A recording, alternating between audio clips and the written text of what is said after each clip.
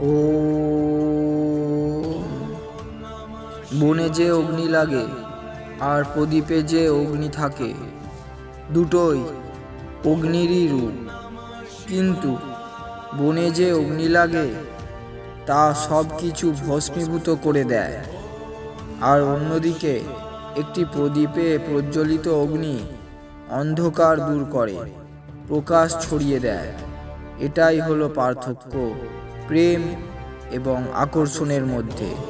আকর্ষণ হলো ঠিক বনের অগ্নির মতো, সর্বদা দুঃখই প্রদান করে। অন্যদিকে একটি প্রদীপের শিখা শান্ত, স্থায়ী এবং আলোকময় হয়। ও ছোট্ট বীজ যখন ধরিত্রীতে পড়ে, তখন কেউ বুঝতে পারে না যে সেই বীজের মধ্যে একটি সম্পূর্ণ বল লুকিয়ে আছে। ঠিক সেই রকম আপনার স্বপ্ন এই বীজের মতনই হয়।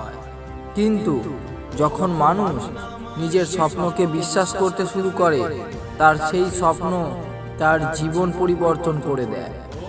কারণ স্বপ্ন খালি চোখে নয়, মন আর সাহসের বলে দেখা যায়।